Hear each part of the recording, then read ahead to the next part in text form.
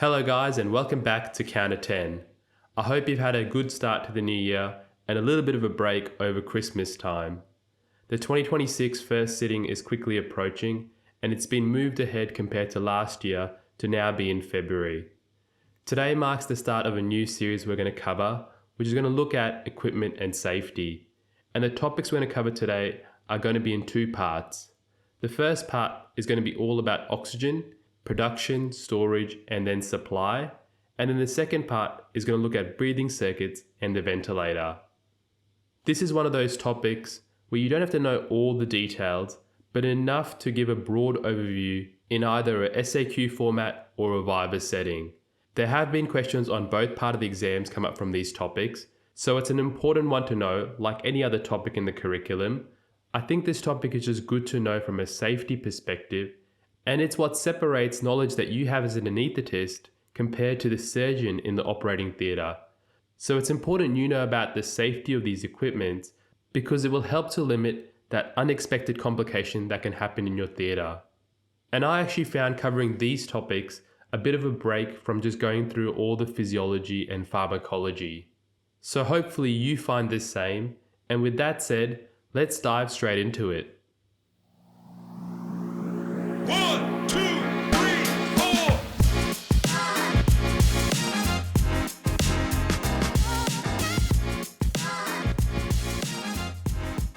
Now the first learning objective we're going to cover today is describe the supply of medical gases, both bulk supply and cylinder, and the features to ensure supply safety, including pressure valves, regulators, and connection systems. This is a broad learning objective, and we're going to break it down into two aspects. Firstly, talking about oxygen production, and then talking about oxygen storage. When we look at oxygen production first, which isn't a specific learning objective, but it's good to know about, we can think about oxygen production in two ways. Oxygen is produced either by fractional distillation or concentrators, the former of which is the more common way oxygen is produced.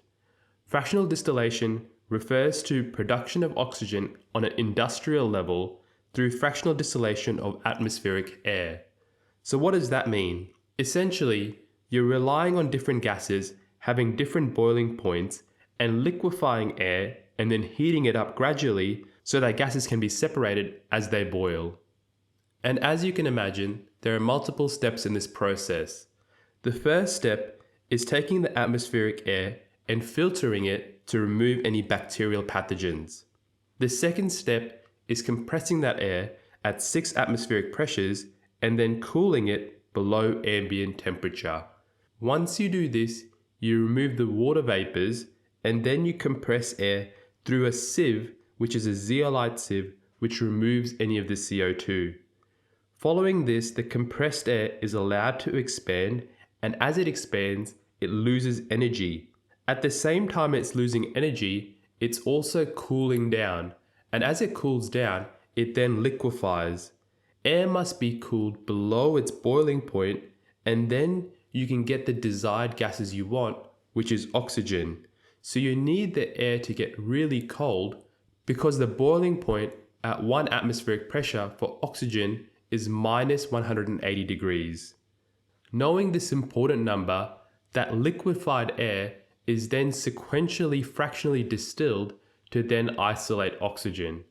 And this is a complex process, and you don't have to remember all the steps, but just know the principles of fractional distillation is that it produces oxygen at a mass scale, and it does this by using the different properties of gases that are in air and knowing what the boiling points are to then separate out the oxygen. The second way you can produce oxygen is through something called an oxygen concentrator, and this may be used in more remote locations or in low middle income countries, and this is much more simpler to understand. This method requires a lot of power, and the way it works is it doesn't produce 100% oxygen. It produces up to 95% oxygen and 5% argon.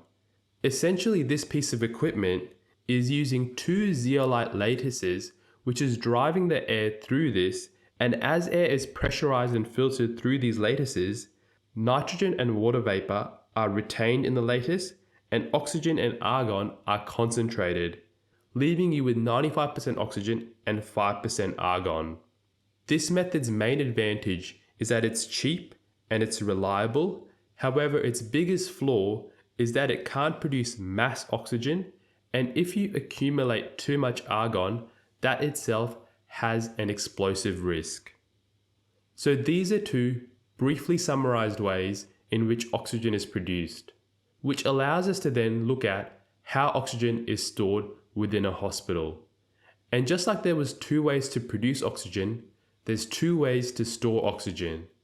The first way is through cylinders, and the second way is through a piece of equipment called a vacuum insulated evaporator, also known as a VIE, which is an amazing form of engineering, and you might not even recognize that these exist in your hospital, and we'll spend a bit of time talking about this, but first we'll look at how cylinders work. Now, when it comes to cylinders, cylinders can be used to store not just oxygen, but all types of gases. So this includes things like air, carbon dioxide, nitrous oxide, NOx, helium, and heliox. So cylinders are really useful in a hospital system. And because they're so widely used throughout the hospital system, there's a great expectation within our learning objectives that you need to know in detail the safety features of these cylinders. So then what is a cylinder? A cylinder is made from a special type of steel because things like oxygen within a cylinder can be at nearly 137,000 kilopascals of pressure, and therefore they need to be built securely. Cylinders come in different sizes, and the best reference for this is if you type into Google BOC medical gas cylinders. This PDF is what I use to understand cylinders. It gives you a quick snapshot of what makes cylinders safe, as well as the different types of cylinders. So cylinder sizing is through a letter code system, and the smallest cylinder is a B, and the biggest cylinder is a MAN 15. The difference between a B, which can hold approximately 170 litres in gas volume, compared to a MAN 15, which can hold approximately 126,000 litres of gas volume, is huge, and therefore the size of them is also huge. What we use commonly for transport is a cylinder between a size C and a size D, which is neatly called a CD cylinder. This has approximately 630 litres of gas volume, and if you were to use it constantly at 6 litres per minute, it would last around about 1 hour and 45 minutes, which when you think about it isn't actually that long. So whenever you have the time to turn off the cylinder when you're transferring a patient, when you're not quite ready, you should always do so. So how do we know what cylinder has what type of gas in it? Well, as per our industry standards, each gas cylinder needs to meet certain requirements. The contents of each medical gas cylinder appears on a product label which is affixed to the shoulder of that gas cylinder. It can also be on the body or on the cylinder collar. The cylinder shoulders are color-coded, and the cylinders are fitted with different valve outlets to provide product differentiation. A cylinder without a legible product label should not be used, and therefore it should be returned to the supplier for replacement. So what's on that little shoulder label on each of these cylinders? Well, as simple as it sounds, it has the gas name, a dangerous goods classification, a gas code. It tells you the contents of the cylinder at standard temperature and pressure. It tells you what the cylinder size is. It tells you the filling pressure, a material barcode. It has some safety data sheet location. It has a gas grade, and then it has a number for who the supplier is of that gas cylinder. In addition to that shoulder label, which helps to differentiate what gas is in that cylinder, each cylinder is differentiated by additional coloring system, a pin index, and a gas code. The coloring system and the pin index are common MCQs, so it's a good one to memorize. And briefly going through them, the coloring system of oxygen is white, nitrous oxide is blue, NOx is blue and white, air is black and white, carbon dioxide is grey, helium is brown, and then heliox is brown and white. The important pin indexes to know is that oxygen is 2 and 5, nitrous oxide is 3 and 5, and air is 1 and 5. And then additionally, each gas has a different gas code. And you don't have to remember the gas codes, but the gas code for oxygen, as the only one to know of, is 400. Now you might be asking, what is the pin index? The pin index system is a safety system that is located at the top of the cylinder, and it's used to connect the yoke of the cylinder to the anaesthetic machine. And there are 6 pin index holes in total, which are accordingly numbered 1 to 6. Each cylinder has a corresponding 2 index system, where, like we said, oxygen was 2,5, air was 1,5, and nitrous oxide was 3,5. And we use this safety system principle of ensuring only the right gas gets connected with the right supply device in the delivery of walled pipe gases as well. We have what we call the sleeve index system for walled piped gases. And you can see this in your theatre, and within that connection, you have a central lumen where the gas will come out of, a second lumen, which is a standard screw thread, and then surrounding this, you have a sleeve index, which is a groove of a specific diameter that is specified for a specific gas. The sleeve indexes must match, and this is important, as simple as it sounds, because it's come about from serious mistakes where there's been delivery of wrong gases, which has led to morbidity and mortality. So while these safety systems seem really basic, they're really important, and that's why we focus a lot on them, because they have huge consequences if we get them wrong. The other important safety features of gas cylinders you should know of is how to handle them properly. Again, none of this is rocket science, so when we talk about handling gas cylinders properly, we talk about storing them in well-ventilated areas, checking the cylinders for unique barcodes, keeping the full and empty cylinders separate, securing the cylinders upright and with a restraint, reading the label before you use it, and then lastly and importantly, if you can't open up a cylinder to unlock the gas system, don't try to use force to open or close the valves, because this is asking for trouble. The other important safety feature that all anaesthetists should know is how to read what the content left in that gas cylinder is accurately. And for oxygen cylinders, this is really easy to do, because oxygen is only stored in the gas form within a gas cylinder. So this means that as you use up the gas, the pressure reading on that oxygen cylinder will proportionally decrease, and this obeys Boyle's law. And why I bring this up is because this is completely different when we look at nitrous oxide cylinders and then Entonox cylinders, which are a 50-50 mix of nitrous oxide and oxygen. With nitrous oxide cylinders, it's important to recognize that nitrous oxide's critical temperature is 36.5 degrees. This means as long as there's even a small amount of liquid nitrous oxide, even as the gas evaporates, because that liquid will go into its gaseous phase, the pressure reading of that nitrous oxide cylinder will always read high until all the liquid has been used up. What I'm trying to say is that the pressure reading for a nitrous oxide cylinder is not a good representation of the content of that cylinder. So then how do we know how much content is actually left in a nitrous oxide cylinder? And this is where we use the concept of filling ratios and the weight of the cylinder to actually figure out what the content of that cylinder is. The filling ratio is the weight of that cylinder divided by the weight of that cylinder if it was completely filled with water. And nitrous oxide cylinders aren't completely filled with liquid nitrous oxide, because this would mean that the pressure inside them as soon as that liquid evaporates will be too high and it might be a risk of explosion. So nitrous oxide cylinders, depending on where you live, say if it's in a cool climate or it's in a hot climate, their filling ratios can vary between 0.65 to 0.75. Along this line, you should then be asking, how can you mix nitrous oxide and oxygen to produce an Entonox cylinder? And there's an interesting thing that happens when you mix two gases, and this is what's called a pointing effect. And if you're doing really well in a Viva on nitrous oxide, you might be asked this. My simple one-sentence answer for what the pointing effect is that when you mix two gases, the mixing of two gases lowers the critical temperature of one of the gases to create a new pseudocritical temperature, and in this case, it does this for nitrous oxide. A new pseudocritical temperature is created at -6 degrees.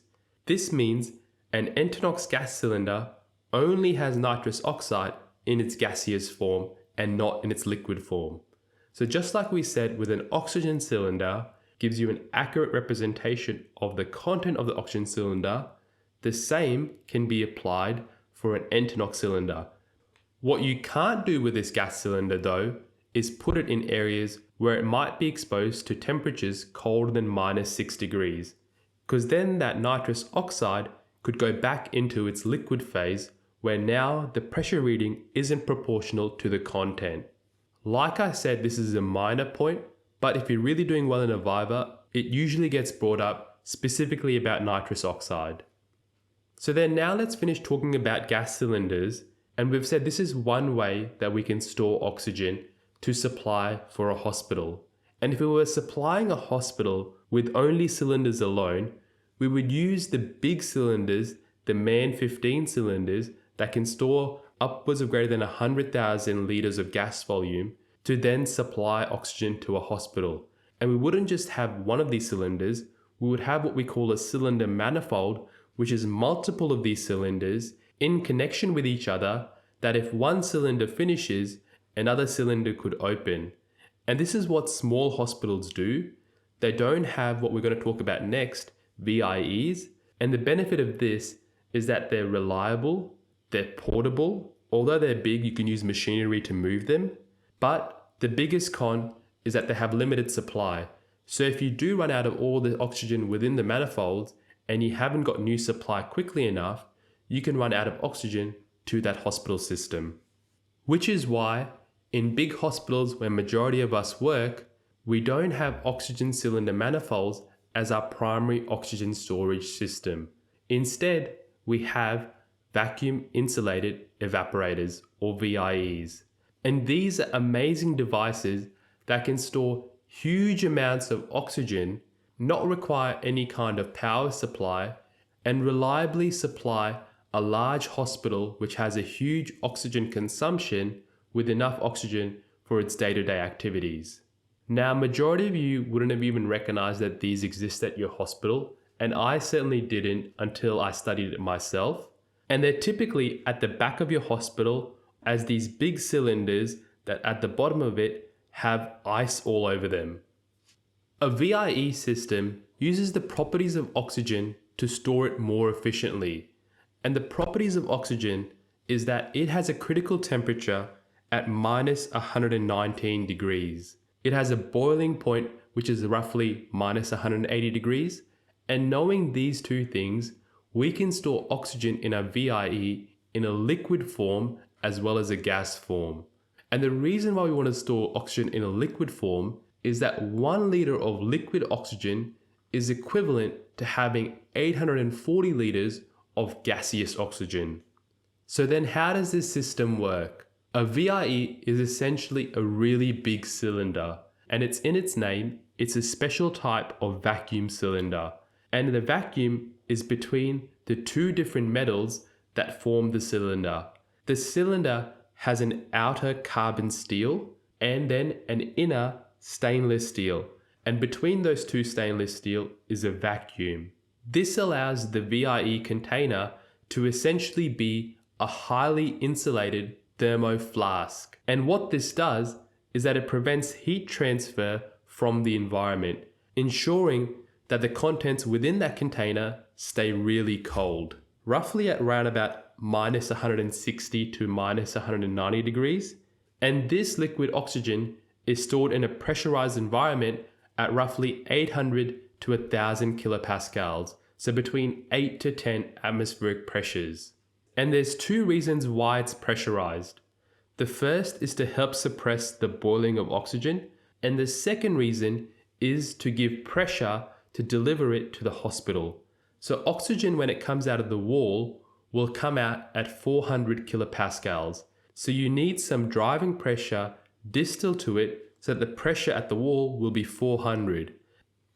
Now, importantly, you have to know the safety features of a VIE device. And there's essentially two safety features that relate to two clinical situations. The first clinical situation is when you're using all that oxygen really rapidly within the hospital. So the VIE is going through a high demand phase, and this can lead to critical issues that are primarily related to temperature and pressure management. When a liquid is converted from its liquid state to its gaseous state through the latent heat of vaporization, that process leads to a cooling effect on the liquid.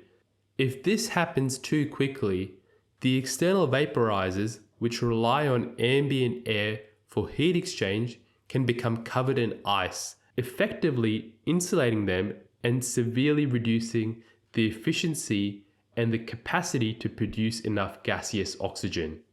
As a mitigating measure for this, you have what we call an evaporator coil, which is electronically controlled and opened when there's a drop in pressure detected within the chamber. This then allows a stream of liquid oxygen to enter this evaporator coil, be exposed to the ambient air, and then be rapidly vaporized to provide supplemental oxygen to match the high demand in this clinical situation. The other clinical scenario is if there's a low oxygen use scenario, and this is really easy to understand.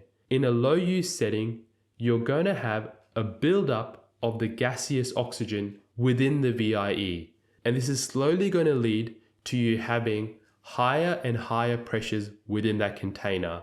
But if that pressure reaches a certain threshold, normally 1200 to 1300 kilopascals, now you're at risk of really high pressures within that system. So you then need a way to relieve that pressure, and appropriately you have a way to mitigate this situation in the form of what's called a pressure relief valve.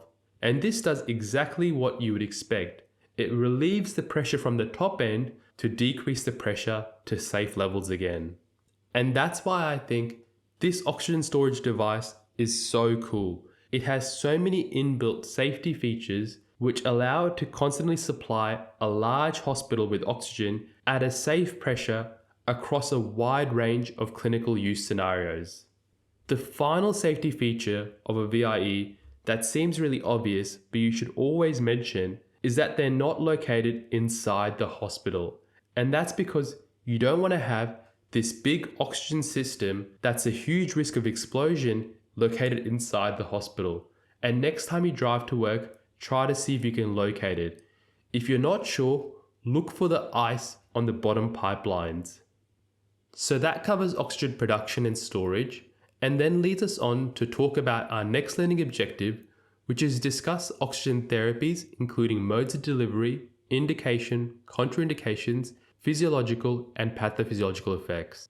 I'm going to shorten this to just summarizing oxygen delivery devices.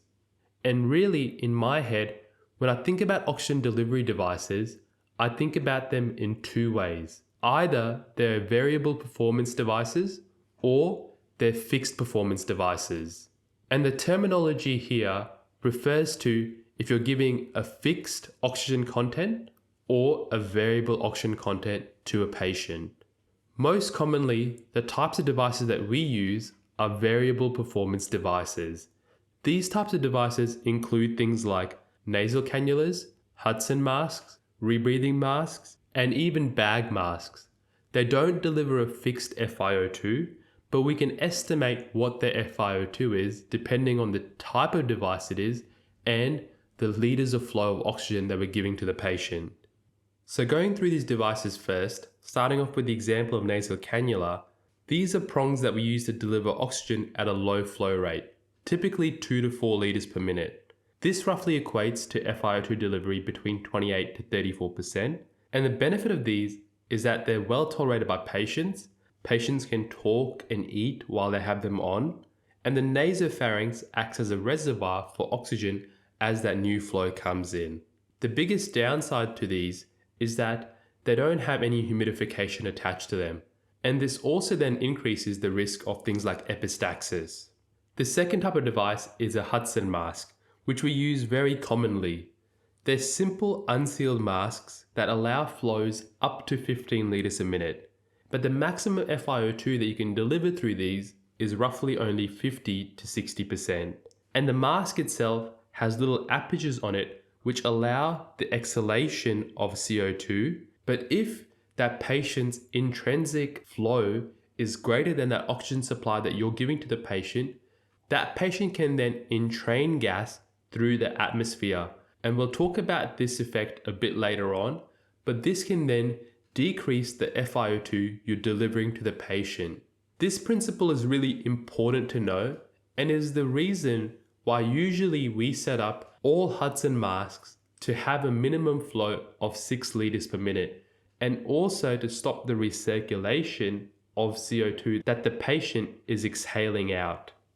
Now, a Hudson mask can also be modified to have a bag attached to it and then be converted into a non-rebreather mask. And this is again more efficient at delivering higher FiO2s because that reservoir bag will hold a reservoir of oxygen, and therefore it will allow a bigger safety margin to match if a patient's own inspiratory effort or rate is increased.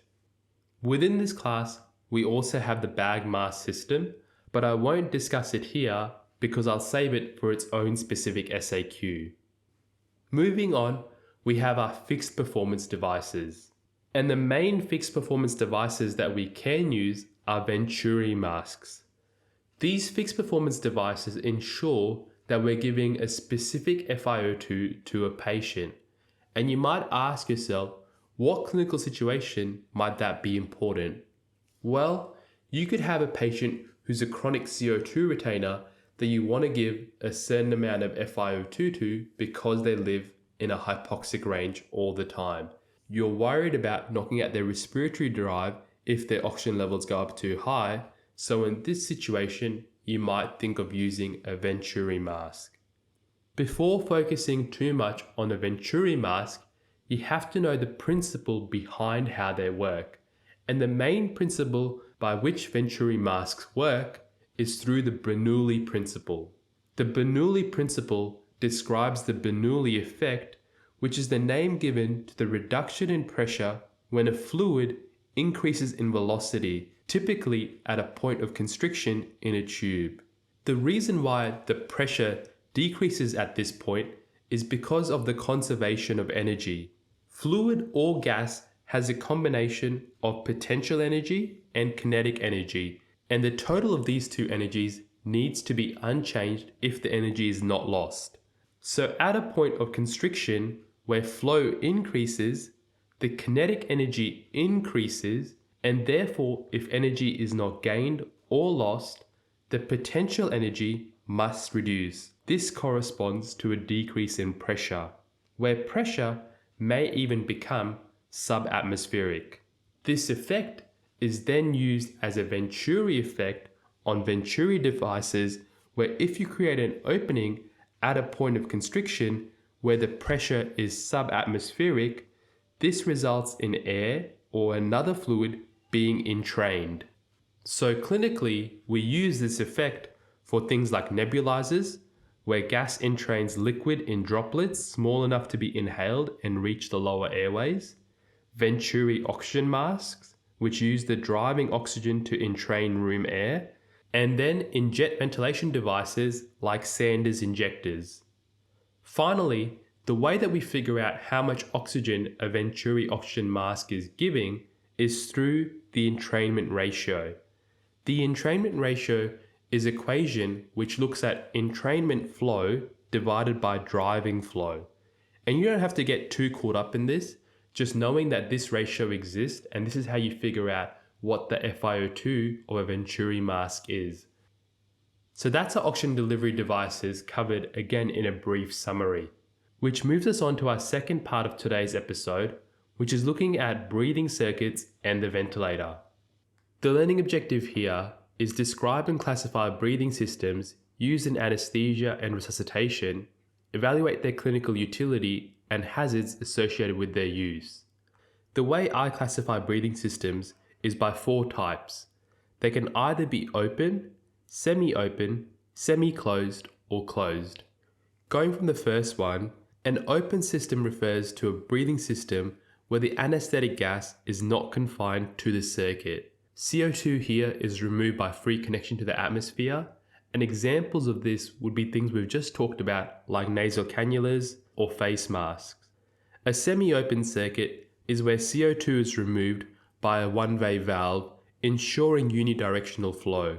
It's a non-rebreathing circuit which has intermittent fresh gas flow, and the best example of this would be a self-inflating bag, i.e. an ambu bag. Then we have a semi-closed circuit.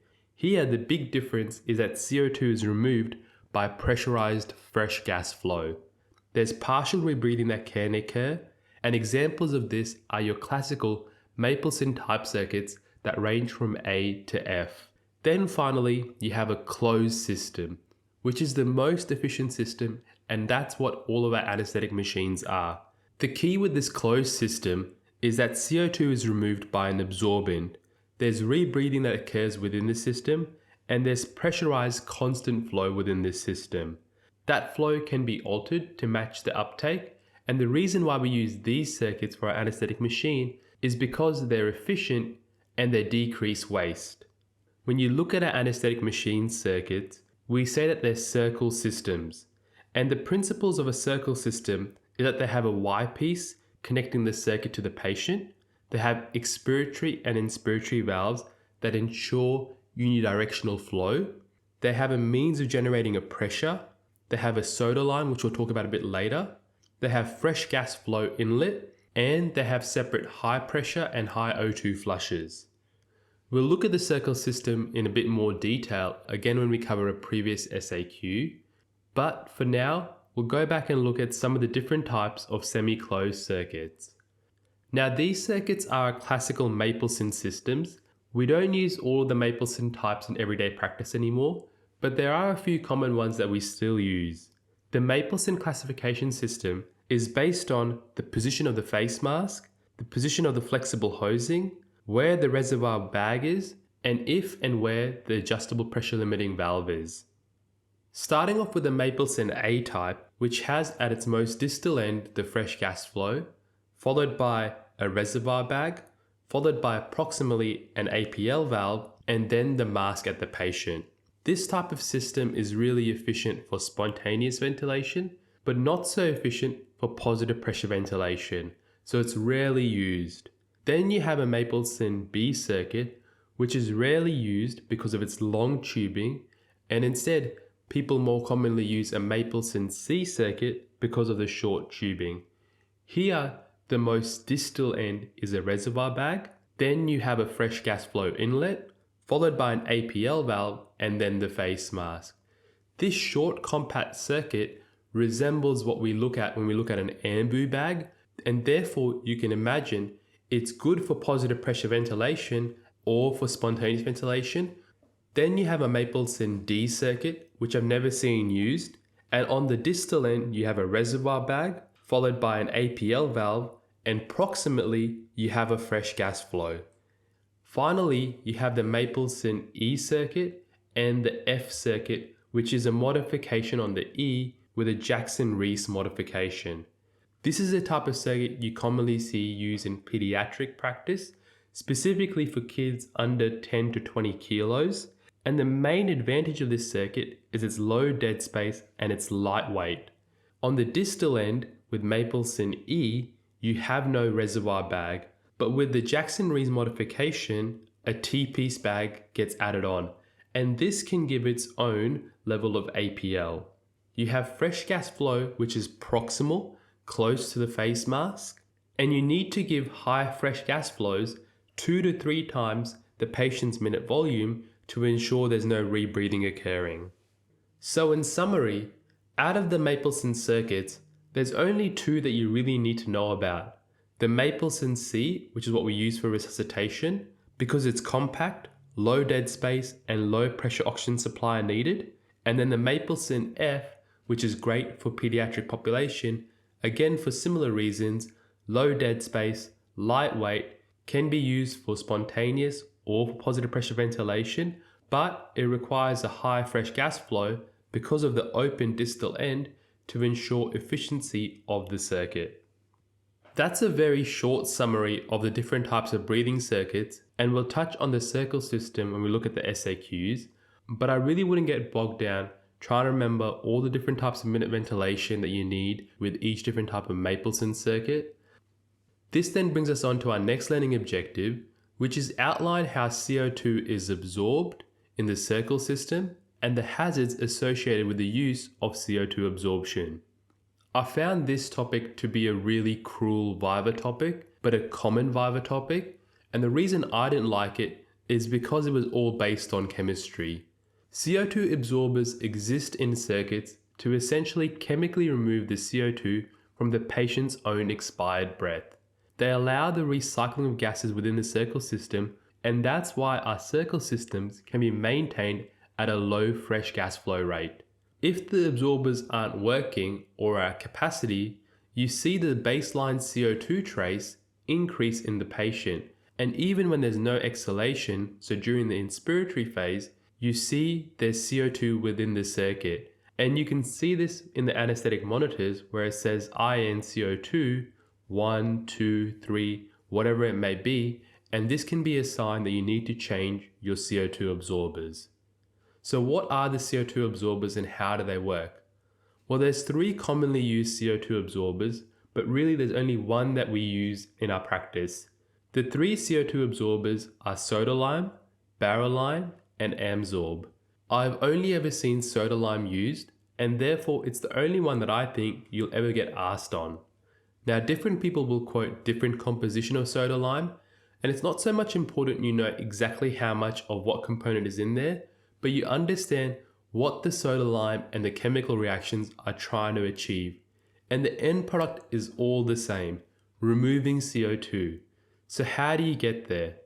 Well, the composition is a combination of 70 to 80% calcium hydroxide, 15 to 20% water, less than 5% of sodium hydroxide, small amount of potassium hydroxide, then some inert substances for hardness, and then you have some indicators which help to tell you as a visual representation if the absorber is being used up.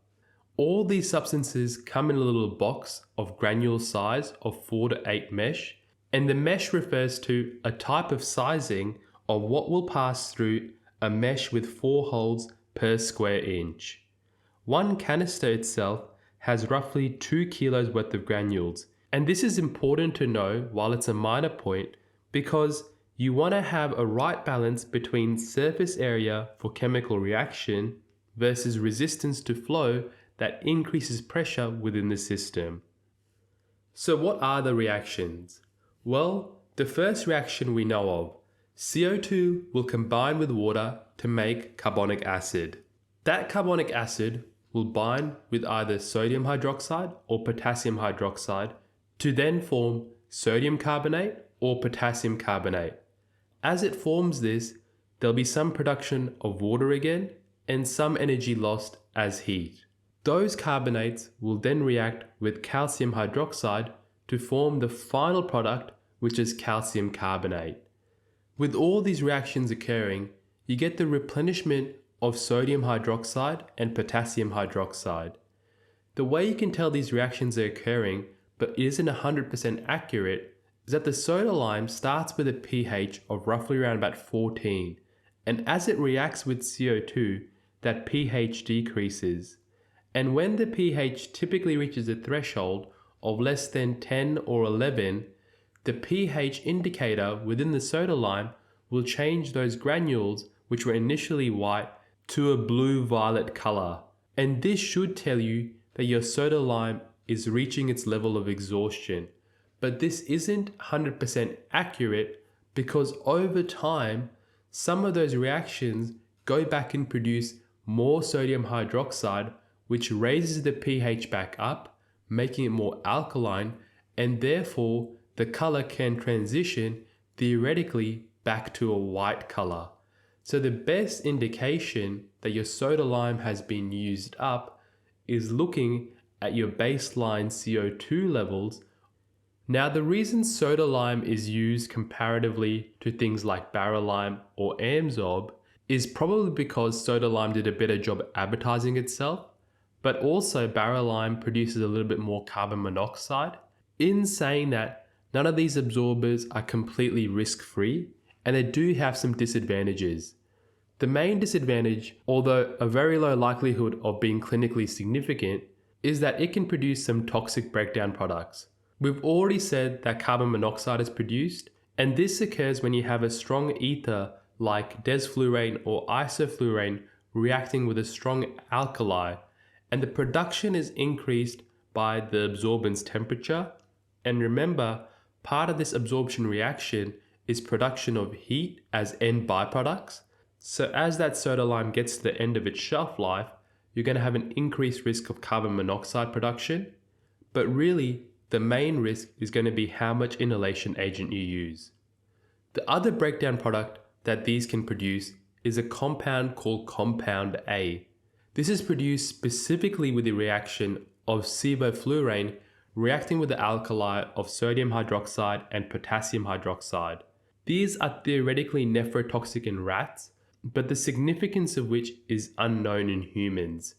I think to date there's not been a reaction which has led to a clinical effect in a human, but again, these reactions can be increased as that absorbent gets hotter, so the temperature increases, or if the concentration of that agent is really high.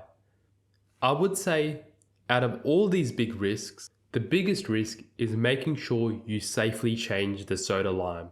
You don't want to change the soda lime and accidentally drop it and then inhale the contents or that dust that's within that soda lime. Because remember, it has some inert objects like silica in it that can cause respiratory tract issues, especially if you inhale them. I always hated learning about CO2 absorbers because I wasn't a big fan of chemistry, but keeping it simple that you have CO2 and you want to convert it to calcium carbonate. The way you do that is you take a whole bunch of alkali substances like sodium hydroxide, potassium hydroxide, put it with some water as a happy medium to start the reaction going, and through those reactions, you'll end up with your end byproduct as well as heat and water. This brings us on finally to our last learning objective of today, which is describe the principles and safe operation of vaporizers. Now to this date, I have not read a better article to help me understand vaporizers called Understanding Vaporizers, published in BJA in 2011. And I literally got a Viva on the day, which was exactly going through this article in a stepwise manner. Now, when we talk about vaporizers, we have to go back and classify them. Classification here is key, and there's two ways you can classify vaporizers, as either variable bypass vaporizers, broken down into plenum vaporizers and draw over vaporizers, or measured flow vaporizers like your Tech 6 vaporizer for desflurane. Looking firstly at the variable bypass vaporizers, we have our old school draw over vaporizers, which really aren't used anywhere apart from low middle income countries, that rely on the vaporizer being drawn in with the patient's own inspiratory effort. This is the key, and that's why it's called a draw over vaporizer. It has low internal resistance because you can imagine it would be part of that circuit that the patient is attached to.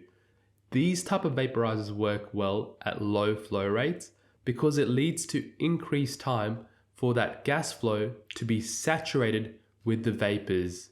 At high flow rates, the concentration of that vaporizer agent rises more slowly in the patient. In contrast, plenum vaporizers have positive upstream pressure that drives the gas. These type of vaporizers have a high internal resistance, so they sit outside of the circle system, which is why you can remove the vaporizers, say when you have an MH susceptible patient, and the circle system still works, and also why a vaporizer will still work when there's a power shortage. With these type of vaporizers, gases are passing through under pressure at a back bar. At low flows, you're going to get a slow rise in the concentration of the vapor. At high flows, you'll get a faster rise of the concentration of the vapor.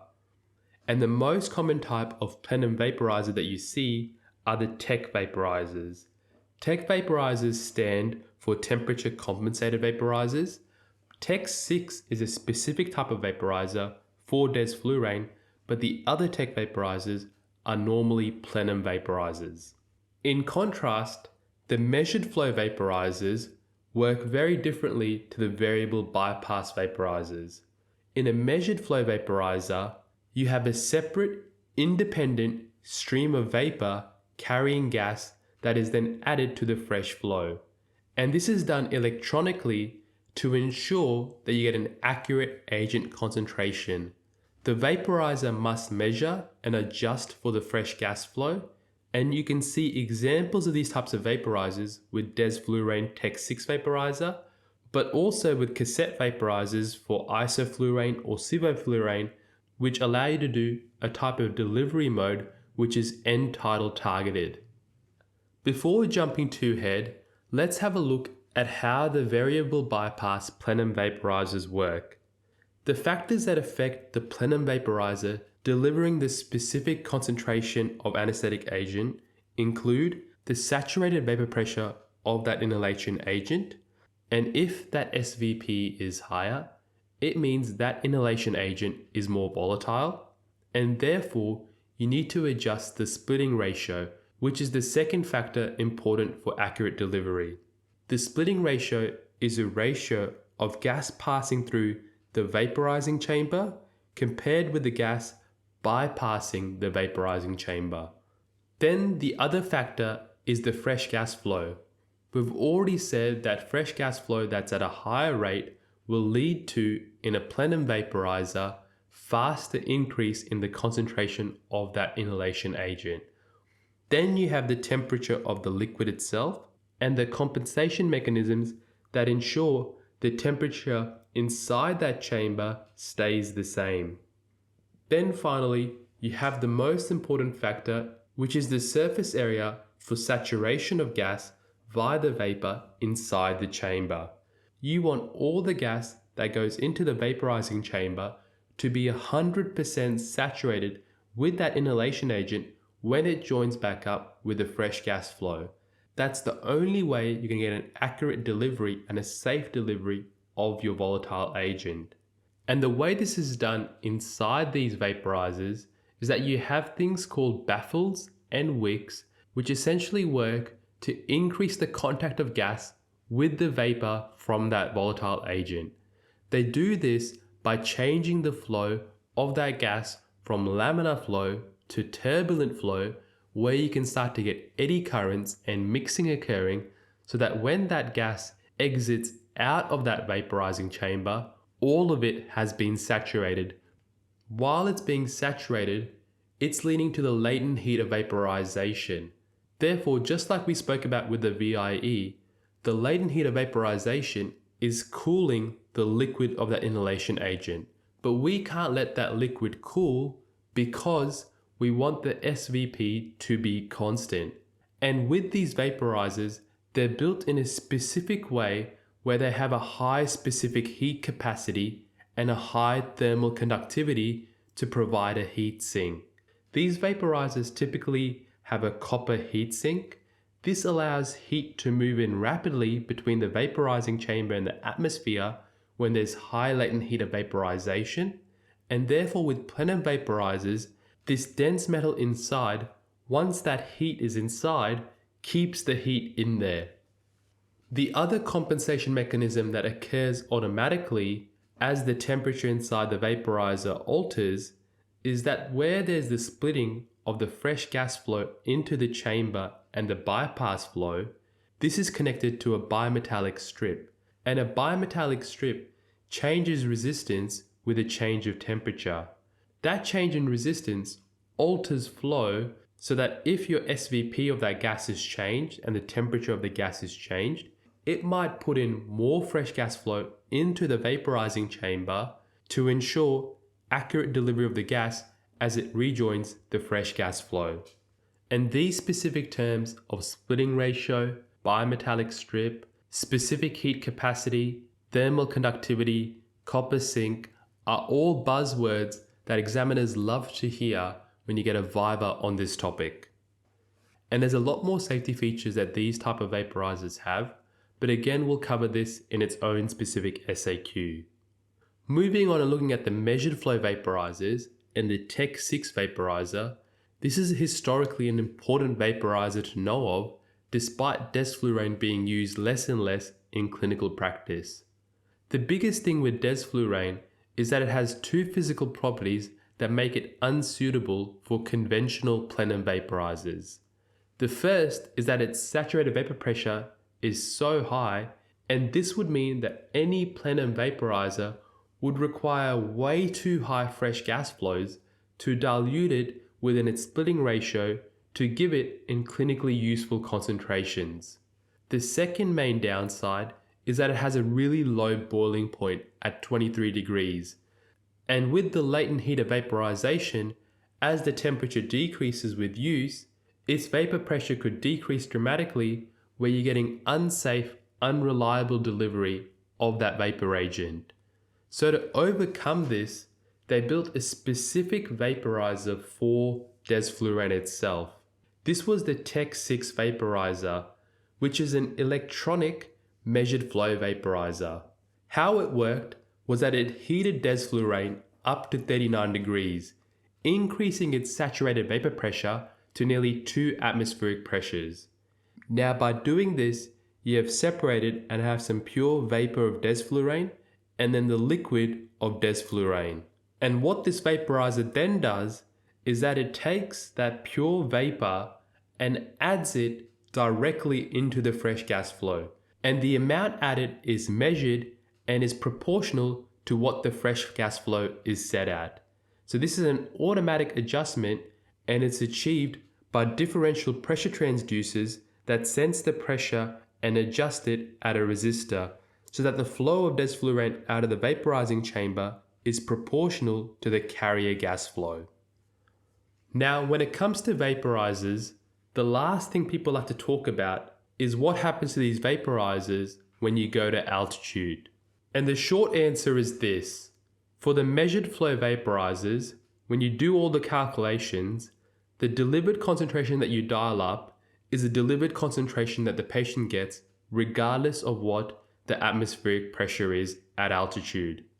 For the plenum vaporizers, when you go to altitude, yes, you'll get a change in the delivered concentration of that agent. So say you're giving 2% at 1 atmospheric pressure and you go to 0.5 atmospheric pressure, you'll be giving 4%. But it's not the percentage that leads to clinical effect, it's the partial pressure in the tissues which lead to clinical effect. And that doesn't get changed with a change in atmospheric pressure. So the effect on the patient is still the same. And I think with that, that will do it for all the learning objectives today. And we'll move on and look at some of the SAQs that we've been saving to help understand some more of the specific details with certain equipment. Now, whenever there's a new equipment and safety question, I always tell myself, don't stress. I don't think the examiners are looking for an amazing answer, but rather for you to just cover those important safety aspects which will get you either a 2 or a 3. So to start off, we'll look at the previous questions from oxygen production, storage and usage, starting off in 2021 second sitting, which was, for each of the following, describe the features that ensure the safe delivery of oxygen during anesthesia, A. Cylinders, B. Pipeline supply, and C. Anesthesia machines. This question had a 45% pass rate, and you can see from the examiner report why they've asked this question. They've put a little note in at the end which says that, as a learning exercise, candidates are encouraged to replace their backup oxygen cylinder on their anaesthetic machine, disconnect and inspect the oxygen hose connectors, and perform a level 2 machine check for themselves. The common errors in this question were typically talking about unnecessary details such as critical temperatures of oxygen, or talking about VIEs, or acknowledging the safety features but not being able to recall the exact specifics on those safety features. So for me, the model answer for this question would just be broken down into A, B, and C. And you could do this in a table format with having safety features and then the role of that safety feature. For example, with cylinders, a shoulder label, which has the specific information that we mentioned on it. With that, you can add in each cylinder has its own shoulder color, with oxygen being easy to remember because it's white, its own gas code, each bottle has its own size, and then additionally you have a pin index system that goes from 1 to 6, which is unique for each cylinder type. With pipeline supply, the main safety features can be broken down into safety features in the pipeline system itself. So these are the flow regulators and pressure regulators that ensure the pressure coming out of the pipeline is 400 kilopascals. Then at the pipeline with the hose connection, you have specific sleeve index, and each one of those sleeves also has a different color coding system. You will see on the floor in your theater room that nitrous oxide is in a blue sleeve, oxygen is in a white sleeve. Also, if you lift up these hoses, you realize that they're heavy, which means that they're protective so they don't accidentally break or have any kinks in them, so they're anti-kink resistant. Lastly, with the safety features of the anaesthetic machine, there's a professional document released by ANZCA called PS54, and if you go to section 3, it has a list of safety requirements that you can essentially memorize a day or two before the SAQs and try to remember as many as you can. And some of these things are really obvious. Connection of medical gas cylinders, yokes, and regulators must be pin index, which we've already mentioned. A reserve supply of oxygen must be attached to the anaesthetic machine. There should be a non-interchangeable gas hose connector that must be present on all gas inlets. A display of the gas supply line and cylinder pressures must be provided. When there's high pressure gas supply system, an oxygen supply failure warning device must be present. If the anaesthetic machine incorporates a gas flow meter bank, oxygen must be the last gas to enter the common gas manifold at the top of the flow meter tubes, and the oxygen flow knob must be the first from the left on the rotameter. If mechanical means are provided to mix the anaesthetic gases on an anaesthetic machine, there must be only one gas flow control knob for each gas. If a mechanical oxygen flow knob is provided, it must differ from the other flow control knobs, so there's a tactile identification of the oxygen one. This list continues on with 20 points in total, and like I said, it's a really good one to review because I always fear that something like this would come up in a Viva setting, and my biggest fear was that in a Viva they would have an anaesthetic machine there and you'd be asked to do a level 2 check in front of the examiner.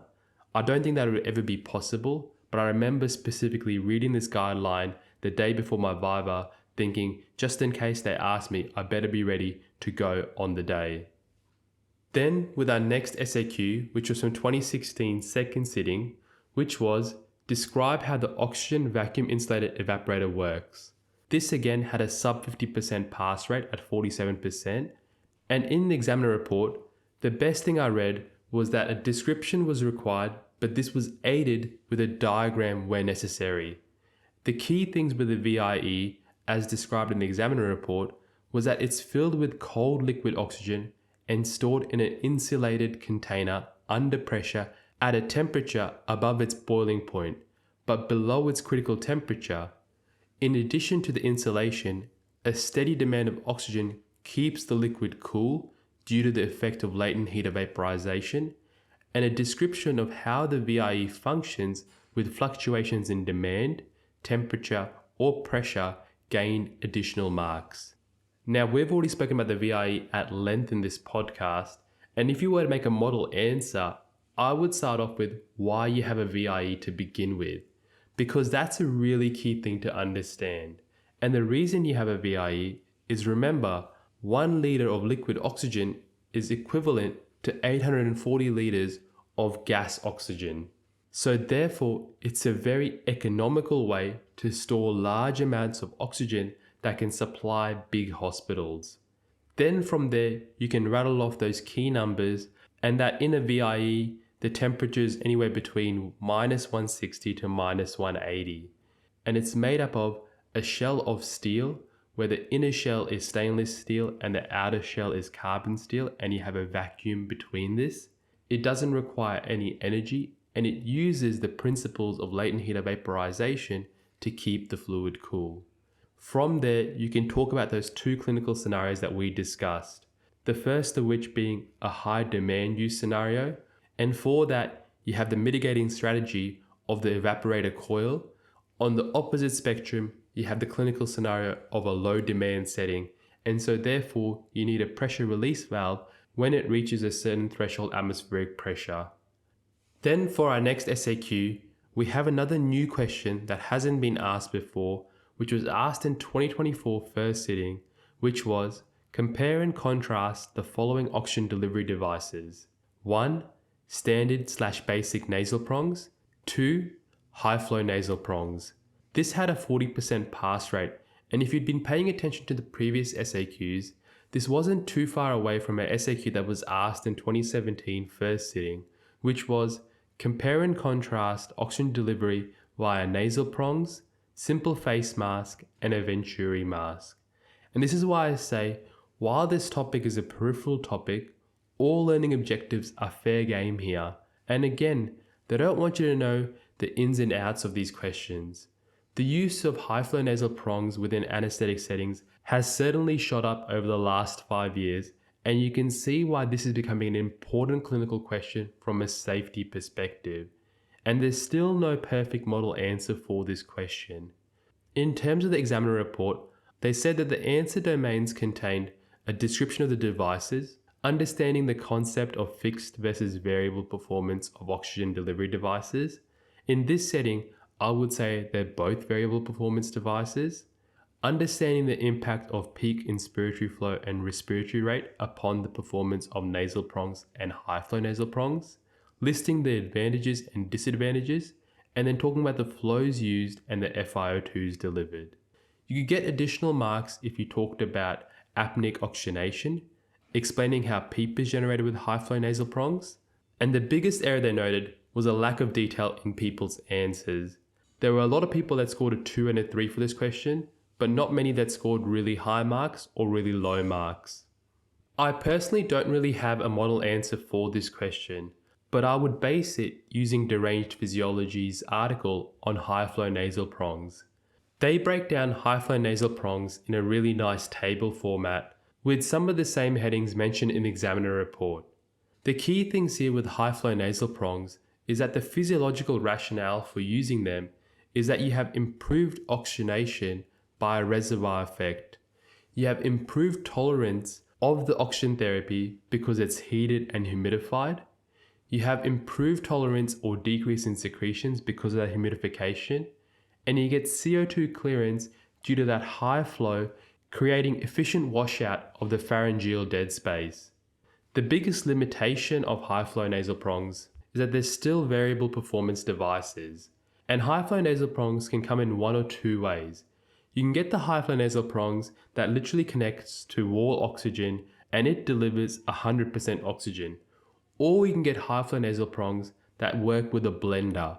And those are useful in an anesthetic setting because this then allows you to have scenarios, say you're doing airway or laser surgery, where you need to decrease the FiO2 below to a safe level that allow you to titrate the oxygen.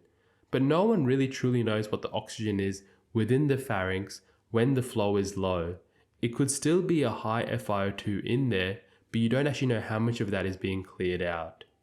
The other limitation is that some people will say that high flow nasal prongs also give PEEP, and the rough number that's always quoted is 10 liters of flow per minute is equivalent to 1 centimeter of water of PEEP, so you can go up to most conventional high flow nasal prongs to 70 liters per minute, but this starts to get a little bit uncomfortable for the patient. So theoretically, you can give anywhere from 1 centimeter of PEEP up to 7 centimeters of PEEP. But this all depends on whether the patient has their mouth shut, if they're just breathing through the nose, and if you're using it like a closed circuit device. The other thing I would mention is the difference between the flow rate given by the machine versus a patient's own peak inspiratory flow rate. Normally for most people, a normal peak inspiratory flow rate at maximum capacity can be anywhere between 30 to 50 liters a minute, and this can be usually matched with high flow nasal prongs. So therefore, what you're not getting comparatively with low flow nasal prongs, is this entrainment of atmospheric air which has a lower FiO2 that will dilute your oxygen concentration. And if you're still struggling with this question, you may approach it from the clinical aspect of comparing and contrasting low flow versus high flow nasal oxygenation. And that might then allow you to think about what scenarios are you giving patients low flow oxygen, so typically well patients that you're either transferring after an anesthetic or are on a ward. But when you get extremes of patients that are obese, low FRC, where you're trying to give them sedation, you might use high flow nasal prongs in those settings. And this might give you a better chance of answering this question. So then moving on to the next SAQ, which was asked in my sitting, 2022 first sitting, which was, using a label diagram, describe how a self-inflating bag valve mask resuscitation device works with a 50% pass rate, and it was asked in 2020 with a 35% pass rate. I think the examiner report for this question is not really needed. You can just go to the Ketamine Nightmares model answer, which I think is what I learnt my answer from. And if you were to just simply draw this bag valve mask, I assure you that you'll have enough to at least get a 2 or 3 for this question. Starting off with the patient's end, which has a face mask, a specific 15mm adapter, then you have a non-breathing valve with an exhalation port which you can attach a PEEP valve to. You have a high pressure release valve that connects to the main bag of your bag valve mask, followed by an air inlet valve and an oxygen connection and a reservoir bag. The air inlet valve is key because you don't need to have oxygen connected to a bag valve mask to be able to use it. The other good thing about this device is that it's compact, easily transportable, making it perfect for resuscitation situations, and it requires no power. The biggest negative of this bag is 2 things for me. The first is that you need to remember to attach the PEEP valve. The second is that this device alone will not tell you CO2 from the patient. So you need to attach a CO2 adapter and connect it to a monitor, which makes the bag more reliable when you're in a resuscitation situation. And really, that's as simple as you need to keep it for this question. Then moving on, we have another new question that was asked in 2023 first sitting, which was Part A, draw and label a circle breathing system. Part B, define apparatus dead space and describe the part of the circuit which comprises apparatus dead space. Part C, list the functions of the APL valve. Justify the position of the APL valve relative to the other components.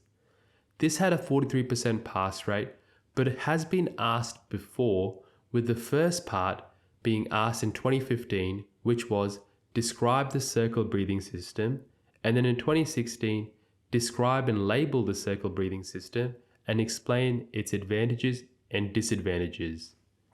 From the latest examiner report, I think they've given a great description of Part C, which is functions and positions of the APL valve.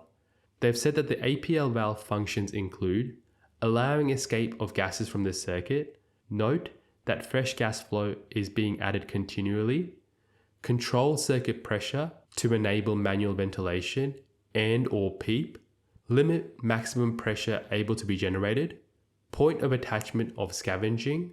Not permit entrainment of room air. Perform a circuit leak test. And then noting that when the ventilator is in use in a non-manual mode, the APL valve has no function. For the positioning of the APL valve, they've said that this can be justified using Egger's rules, and within these 3 rules of a circle system, the third rule is that the APL valve location must be in a location which is not between the patient and the inspiratory unidirectional valve. It is typically placed on the expiratory limb to ensure efficient CO2 scavenging.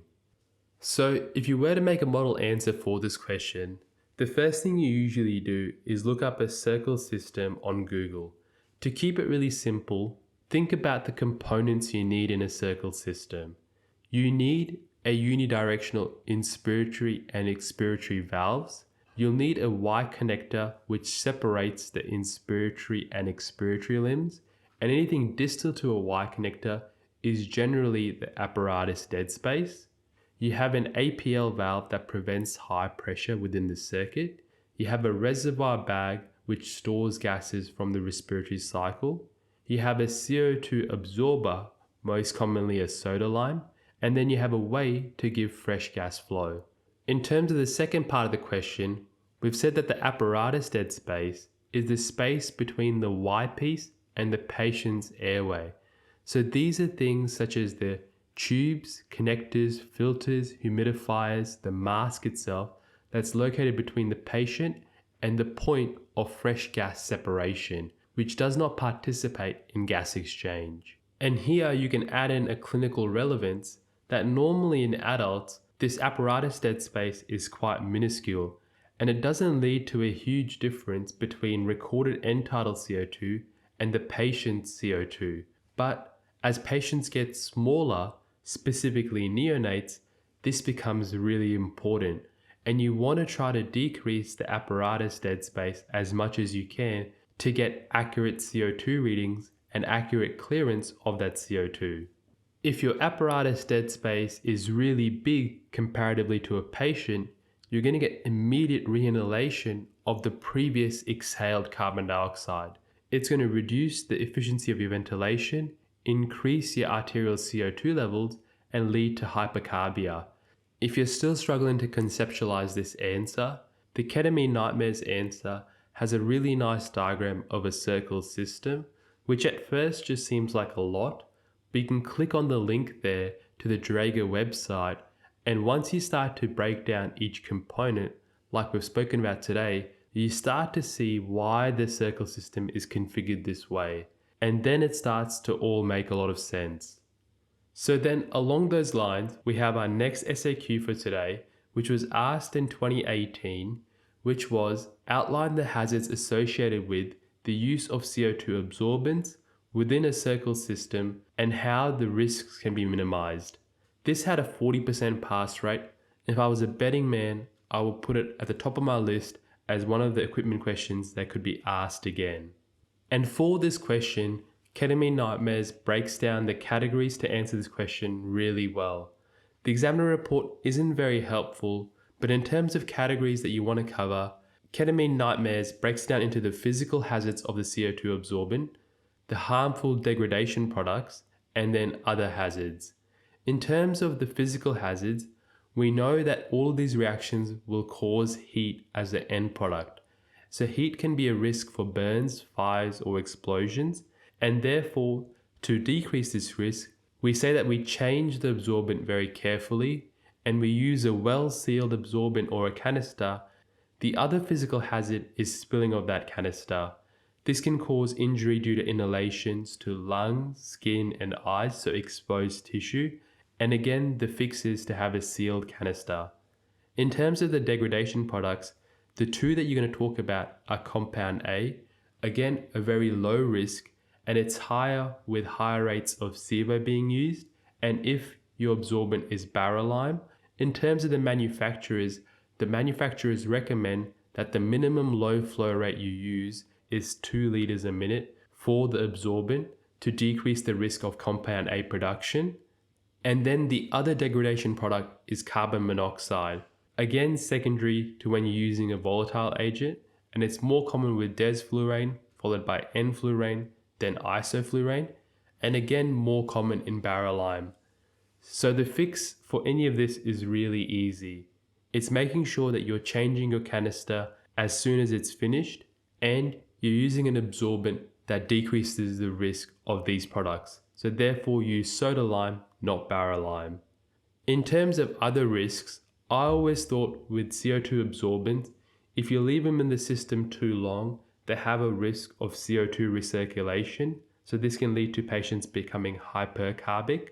They have the risk of inaccurate assessment of how much of the CO2 absorbent's been used. With time, things will get converted back into sodium hydroxide and potassium hydroxide, so therefore the color itself is not a safe representation of the usage of the absorbent.